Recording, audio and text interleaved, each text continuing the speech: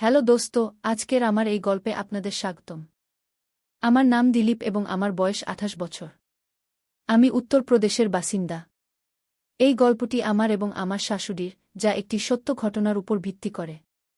দোস্ত, গল্পের শেষ পর্যন্ত থাকুন এবং চ্যানেলে নতুন হলে অবশ্যই সাবস্ক্রাইব করুন, যাতে আপনাদের ভালোবাসা এবং সমর্থন আমার কাছে এভাবেই পৌঁছায়। দোস্ত, এই ঘটনা ২২ সালের। একদিন আমি এবং আমার স্ত্রী কবিতা বাড়িতে একা ছিলাম। আমরা দুজনেই আমাদের কাজ করছিলাম, তখনই আমি দেখলাম ঘরের দরজায় আমার শাশুড়ি দাঁড়িয়ে আছেন। আমি বাইরের দরজা লক করে রেখেছিলাম, তাই শয়নকক্ষের দরজা খোলাই ছিল। কিন্তু শাশুড়ি মায়ের কাছে আমাদের ফ্ল্যাটের একটি চাবি ছিল, সম্ভবত সেটি দিয়েই তিনি ভিতরে চলে এসেছিলেন। আমি শাশুড়ি মাকে দেখে থমকে গেলাম, কিন্তু তিনি আমার দিকে তাকিয়ে চলে গেলেন। তিনি বাইরে গিয়ে আবার দরজার বেল বাজালেন, তখন আমি দ্রুত বাইরের দরজা খুলতে গেলাম। আমি দরজা খুলতেই শাশুড়িমা দরজায় দাঁড়িয়েছিলেন, তার মুখে হাসি ছিল। আমি আমার স্ত্রীকে ডেকে বললাম, কবিতা, মাম্মি এসেছেন কি? তখন কবিতা বলল, আসছি, ৫ মিনিট অপেক্ষা করো। ৫ মিনিট পরে তিনি গাউন পরে বাইরে এলেন। তিনি আসতেই মা ও বউ গলা জড়িয়ে ধরলেন। তখন দুপুর ৩টায় বাজে। কবিতা বলল, মাম্মি, চা বানিয়ে দেব? শাশুড়িমা হাসি মুখে বললেন, ঠিক আছে। তিনি রান্নাঘরে গিয়ে দেখলেন সেখানে দুধ নেই। আমি বাইরে দুধ আনতে যাচ্ছিলাম, তখন কবিতা বলল, আমি নিজেই যাচ্ছি, দোকানের আঙ্কেলের সাথে কিছু পুরানো হিসেব মেটাতে হবে। বলে কবিতা বাইরে চলে গেলেন। আমি এবং শাশুড়িমা বাড়িতে একা রইলাম। আমি তার দিকে তাকাতে পারছিলাম না। তখন তিনি বললেন, দুঃখিত, আমার এভাবে হঠাৎ আসা উচিত হয়নি। আমি বললাম, কোনো সমস্যা নেই মাম্মি, এটা তো আপনারই বাড়ি। তিনি হালকা হেসে বললেন, লজ্জা পেজো না। আমি কবিতাকে কিছু বলব না। আমরা দুজন চুপচাপ বসে রইলাম। তখনই কবিতা এসে চা বানিয়ে নিয়ে এলেন। কবিতা শাশুড়িমাকে জিজ্ঞাসা করলেন, মাম্মি, আজ হঠাৎ কিভাবে আসা হলো? তখন শাশুড়িমা বললেন যে তিনি আমার শ্বশুরের কিছু সম্পত্তি এবং ব্যাংকের কাজে এসেছেন। কারণ কিছুদিন আগেই আমার শ্বশুরের মৃত্যু হয়েছে, তাই তার যে সম্পত্তি ছিল তা শাশুড়ি মায়ের নামে করতে হবে। এই কাজ কাল আমাকেই শাশুড়ি মায়ের সাথে গিয়ে করতে হবে, তাই শাশুড়ি মা এসেছিলেন। সেই রাতে আমরা খেয়ে দেয়ে ঘুমাতে চলে গেলাম। আমাদের বাড়িতে ২টি ঘর ছিল, যার একটিতে শাশুড়িমা ঘুমালেন এবং অন্যটিতে আমি ও আমার স্ত্রী কবিতা ঘুমালাম। আজ আমি এবং কবিতা চুপচাপ ঘুমিয়ে গেলাম। পরের দিন সারা দেশে লকডাউন লাগল। কেউ কোথাও যেতে পারছিল না। আমাদের অ্যাপার্টমেন্টও করোনার কারণে সিল করে দেওয়া হয়েছিল, আর শাশুড়িমা এখন এখানেই আটকে পড়েছিলেন। শুরুতে ৪-৫ দিন কোনোমতে কেটে গেল, তারপর একঘেয়েমি শুরু হয়ে গেল। আমরা টিভি দেখতাম, মোবাইল দেখতাম। আমি বাড়িতে পুরো কাপড় পরেই থাকতাম, শাশুড়িমা শাড়ি পরতেন, আর কবিতা হালকা কাপড় পরতেন। এখন শাশুড়িমার সামনে আমি আমার স্ত্রীর সাথে কমফোর্টেবল ফিল করতে পারছিলাম না, আমার খুব অদ্ভুত লাগছিল। একদিন শাশুড়িমা যখন বাথরুমে ছিলেন, আমি কবিতাকে পিছন থেকে গিয়ে জড়িয়ে ধরলাম। সে ছটফট করে উঠল আর বলল, পাগল হয়েছ নাকি? মা এখানেই আছে। আমি মুখ বাঁকিয়ে ফিরে এলাম আর কবিতার উপর রাগ করে গেলাম। প্রথমে আমি কিছুক্ষণ ব্যালকনিতে বসে থাকলাম, তারপর ভিতরে ঘরে চলে এলাম। কিছুক্ষণ পর আমি উপরে ছাদে চলে গেলাম, তবুও আমার মন বসছিল না। কবিতা বুঝতে পারছিল যে আমি রাগ করেছি, কিন্তু সে আর কি করতে পারত? পরের দিন সকাল ১০টায় আমি গোসল করে এসে দেখলাম আমার একটি লোয়ার পাওয়া যাচ্ছে না। আমি কবিতাকে অনেক ডাকলাম, কিন্তু সে আসল না। তখন আমি তোয়ালে জড়িয়েই বাইরে এলাম আর শাশুড়িমার সামনেই কবিতাকে কোলে তুলে নিয়ে বেডরুমে নিয়ে গেলাম। কবিতা চিৎকার করতে লাগল, এ কি বদমাইশি! তুমি কি করছ? পাগল হয়েছ নাকি? মা দেখছে, কিন্তু আমি তার একটি কথাও শুনলাম না। বেডরুমে নিয়ে গিয়ে আমি তাকে বললাম, তোমার কানে যায় না? আমি কতক্ষণ থেকে ডাকছি। আমার লোয়ার পাওয়া যাচ্ছে না। তখন সে সরি বলল আর আলমারি থেকে আমার লোয়ার বের করে দিল।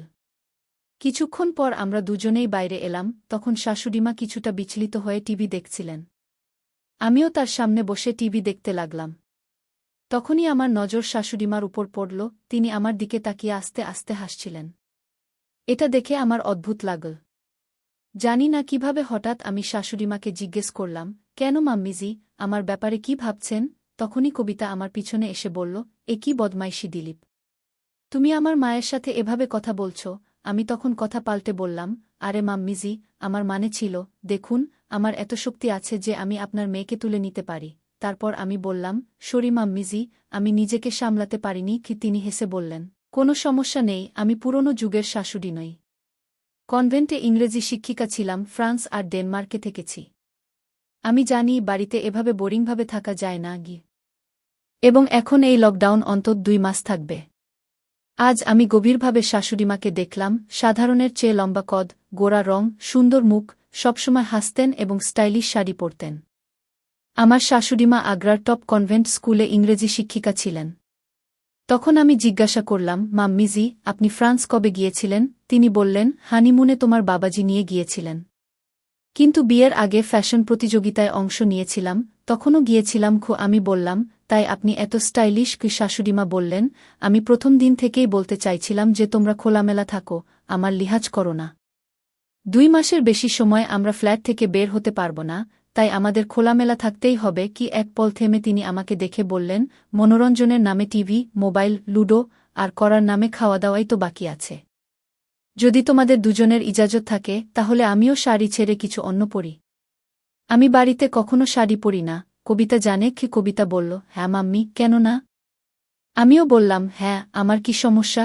তিনি ভিতরে গেলেন, কিছুক্ষণ পরে বাইরে এলেন, তখন আমার চোখ ছানাবড়া হয়ে গেল। কারণ শাশুড়িমা একটি মিনি স্কার্ট পরেছিলেন, যা হাঁটু পর্যন্ত ছিল। এটা দেখে আমি ভাবতে লাগলাম, শাশুড়িমা এই বয়সেও এসব পরেন? আমার গলায় কিছু আটকে গেল, আমি কিছু বলতে পারছিলাম না।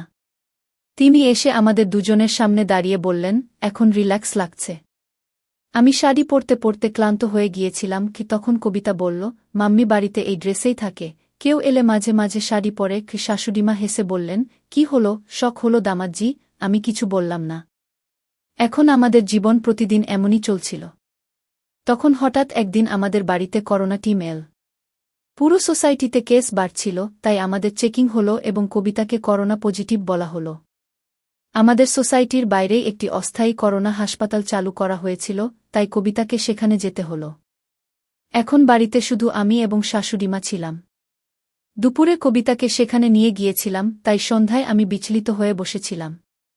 শাশুড়িমা আমার জন্য কফি নিয়ে এসে বললেন, বিচলিত হবেন না, ডাক্তার বলেছেন লক্ষণ হালকা, শুধু 14 দিন রাখবেন, তারপর বাড়ি পাঠিয়ে দেবেন। তিনি তখনও শাড়িতে ছিলেন।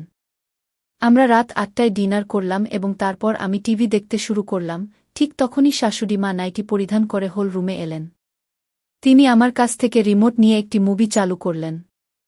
10 মিনিট পরেই সেই ফিল্মে রোমাঞ্চকর দৃশ্য আসতে শুরু করল, যা দেখে আমি উঠে আমার রুমে চলে গেলাম, কারণ কবিতার কারণে আমার মুড খারাপ ছিল। আমি বুঝতেই পারিনি কখন ঘুমিয়ে পড়লাম। যখন সকালে আমি চোখ খুললাম, তখন দেখলাম শাশুড়িমা আমার বিছানায় ঘুমাচ্ছেন। এটি দেখে আমি হতবাক হয়ে গেলাম এবং ভাবতে শুরু করলাম যে শেষ পর্যন্ত শাশুড়িমা কখন এখানে এসে ঘুমালেন এবং কেন। এমন সময় শাশুড়িমাও তার চোখ খুললেন এবং বললেন, উঠে পড়ুন জামাইবাবু। আমি বললাম, মাম্মিজি, আপনি এখানে আমার বিছানায় কি করছেন? তিনি বললেন, বেটাজি, এখানে ঘুমানো আমার মজবুরি ছিল, কারণ আপনি সারারাত ঘুমের মধ্যে কবিতা কবিতা বলছিলেন, যার আওয়াজ আমার রুম পর্যন্ত পৌঁছাচ্ছিল। তাই মজবুর হয়ে আমাকে এখানে এসে ঘুমাতে হয়েছে।